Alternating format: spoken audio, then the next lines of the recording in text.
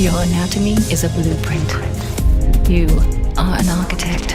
Beneath your skin lie the plans for your fastest, strongest, most powerful self. If you can learn the structure of your skeleton, the makeup of your muscle, and the mechanics of movement, you can create your best possible body.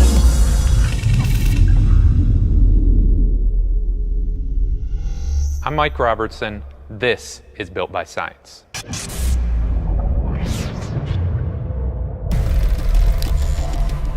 When you first go in the gym, it's not uncommon to want to hit the big showy muscles on the front. You got your pecs, you got your arms, you got your abs. But when you really start to break your body down, you got two big halves. You got your lower half and your legs, and you got the upper half. But if you want to take it a step further, you got a front half and you got a back half. And everybody that's serious about their physique knows that building a big, wide, and thick back is going to distinguish them from other competitors as well as themselves. So if you're serious about back, that's what we're going to talk about here today. We're going to break this down into 4 different sections. First, we're going to cover the muscular anatomy and all those individual muscles that comprise your back. Second, we're going to talk about the skeletal anatomy, the bones and the joints that are involved in creating these movements. Third, we're going to talk about the actual motions that all of those individual muscles create. And last but not least, we're going to show you some key exercises to make sure you're getting the most out of your back training. There's no better way to understand the anatomy of a back than to look at a great physique. So today, we've got IFBB Physique Pro Craig Capurso to show us what a great back looks like and how to get the most out of your back training.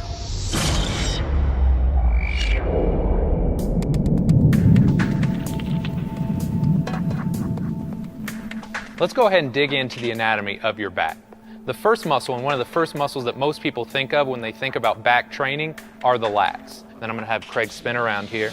As you can imagine, it runs from the front side of your humerus, or that upper arm bone, comes down, attaches to your scapula, it attaches to your lower thoracic spine, or kind of that mid-back area, and it even comes down and attaches to this big piece of connective tissue called your thoracolumbar fascia. So as you can imagine, your lats are critically important if you're wanting to build width side to side through your lats. So that's the first muscle that we're going to talk about. Second, we're going to talk about the trapezius.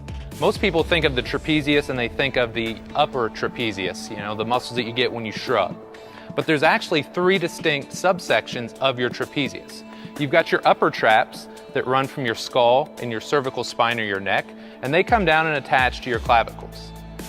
Second, you have what's called your middle trapezius, and these run from about T1 or T4, so that upper middle back area, come across and attach directly to his scapula. Last but not least, you have what's called your lower trapezius fibers. So this runs from your lower middle back, or that lower thoracic spine, comes up and they also attach to your scapula. Last but not least, you have your rhomboids. And while most people think of the trapezius because they're superficial or they're on the outside of the body, the rhomboids are a deep muscle and they lie underneath your trapezius. They kind of run at an angle here from your thoracic spine down to your scapula. You're going to see it a lot when you row or do any kind of horizontal pulling type movement. So with your rhomboids, even though they're not superficial like the trapezius, you're still going to want to put a lot of emphasis on them because they're critical for front to back thickness. Now, keep in mind, we're talking a lot about the upper back muscles here.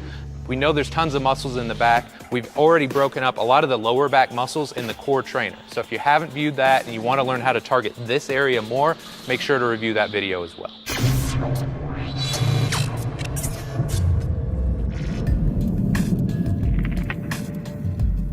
Now that we've covered the muscular anatomy of the back, let's look at the unique bones and joints involved in creating these movements.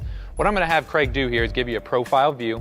And one of the most important joints in your body when we're talking about back training is your thoracic spine or your upper back.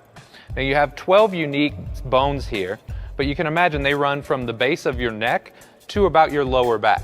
So these are really important. You want to make sure when you're doing a horizontal row, like a dumbbell row or a cable row, that you set this nice and stable, because this is what you're going to create your motion off of. It's not so much the upper back that's moving, but your scapula or your shoulder blade. This is where the motion starts. So if you can imagine a little triangular bone here, your scapula sets the stage for your glenohumeral joint or your shoulder. So what's really important to note is these two joints work together to create motion. If you're doing a row, you're set out, When you're pulling back, you can see Craig is using his scapula to squeeze back, and he's using his upper arm as well. So they work in tangent to create this movement. Same thing, if he goes overhead, he's using not only his shoulder joint, but his scapula to squeeze down and really target the lats and the lower traps. So as you guys can imagine, if you want to get the most out of the gym, it's not these broken up herky-jerky movements, it's tying all these unique components together to build a really solid upper back.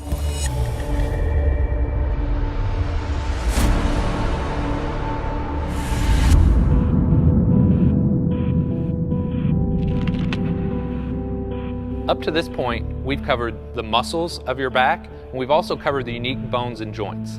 Now let's talk about the actual motions that your back muscles create. When we're talking about your lats, there's two primary movements that your lats create.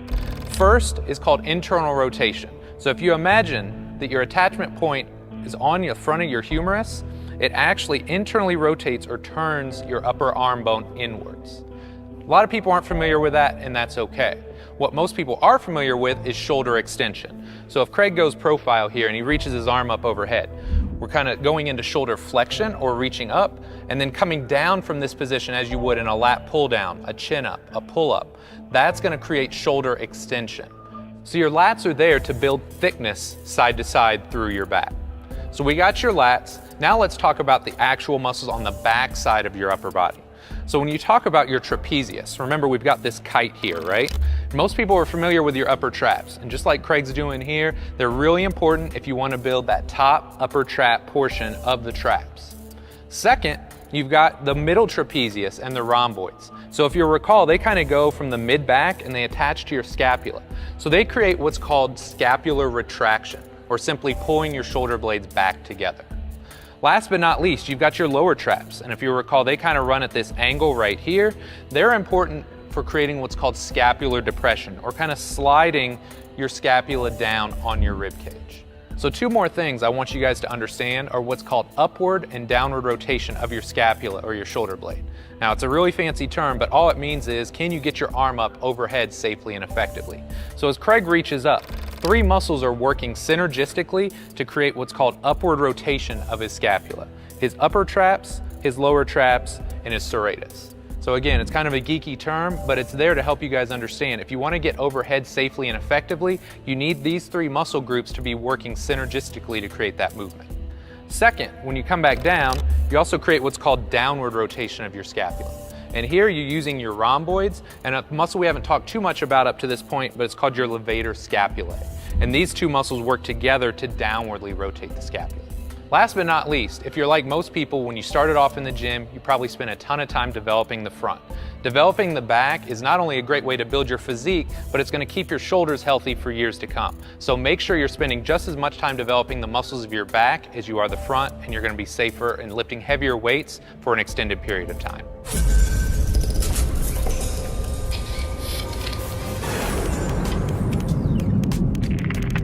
Up to this point, we've covered the muscles of your back, the bones and joints involved in training your back, and the movements that your muscles create. Now let's put it all together and show you guys some unique exercises that you're going to use in the gym to get the most out of your back training. Now what's really important here is we've tried to give you guys a different selection of exercises so you can see how your body works in different planes of motion. We're going to start off with a chin-up.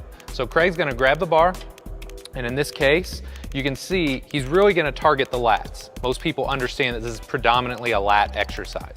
So he's going to get a little stretch in the bottom so he can really lengthen these guys out. And then at the top, he's going to make sure he finishes, and if possible, he's going to try and touch his chest to the bar. So it's not just lats, but it's lower traps as well. He's getting scapular depression. Good, buddy. Go ahead and do one more. So you guys get a really good feel. It's not just stretching the lats, but at the top, you're getting the lats, but also the scapula coming down, depressing, using those lower traps. So there's a lot more to it than you would probably think, but this is how you're going to get maximal muscle growth. Now that we've shown you guys a vertical pulling exercise, I want to show you guys a horizontal pulling exercise. In this case, a dumbbell row. This is going to be fantastic for developing your rhomboids and your middle trapezius fibers, and it's also going to help you build symmetry or balance side to side between arms. So what I'm going to have Craig do here is just spin around. He's gonna set up, in this case with a staggered stance. You can go staggered, parallel, whatever you're comfortable with. He's gonna set his upper back, and once he's set, he's really not gonna move too much through his upper back. He's gonna grab the dumbbell, and then from this position, get a nice stretch, not only through the shoulder blade, but through the lat. And then he's gonna initiate pulling through the elbow, squeeze the shoulder blade back, finish, hold, and then repeat. What's really important here, make sure you're finishing with your shoulder blade. Too often, people end up thinking that more motion is good motion, and they can do a lot of damage to the front of their shoulder. So think about leading with the elbow, finishing with the shoulder blade, and getting a nice squeeze at the top. Our third exercise is a dumbbell pullover. Not only is this a fantastic exercise for isolating and developing the lats, but if you do it the way I'm going to coach Craig, you're going to also get some anterior core stability and strength, as well as improving your shoulder mobility, because a lot of people struggle getting overhead safely and effectively.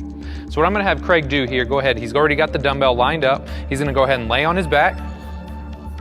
And then from this position, what I cue my clients to do is to exhale hard, right? So big breath in, exhale hard. You can see his rib cage come down. He's gonna hold this ab contraction, and as he goes overhead, he's gonna work hard to maintain this. When he holds this position, he's gonna get a really nice stretch on his lats. He's gonna make sure he's developing through a full range of motion. One of the big issues, if somebody starts to arch their back really hard, their lats are never getting that stretch, so you're not gonna get the same kind of growth. So he's gonna go ahead and pull it back over. Awesome, good. One more, exhale hard, abs tight, good. Hold that, and then get that nice stretch on the sides. Perfect, and come back up.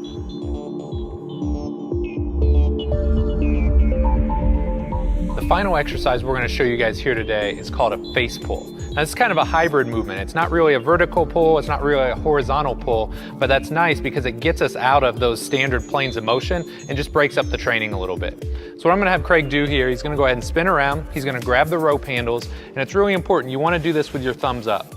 You got a very small space here for your rotator cuff to breathe. And if your hands are facing down, that just kind of chokes out your rotator cuff. So you want to make sure you give it space. So if your thumbs are up, you got your shoulders in a really good position. It's just a really shoulder-friendly option. So from this position, he's going to set his upper back. He's going to lead with his elbows and think about squeezing those shoulder blades together. See a nice squeeze, finishing with the elbows approximately in line with the body, and then go ahead and go again.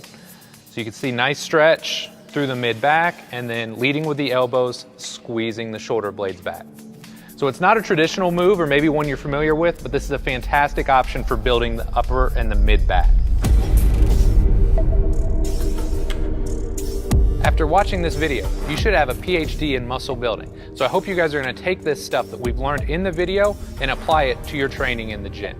With that being said, if I can take one thing or have you take one thing away from this video, it's that the back works as a seamless integrated unit.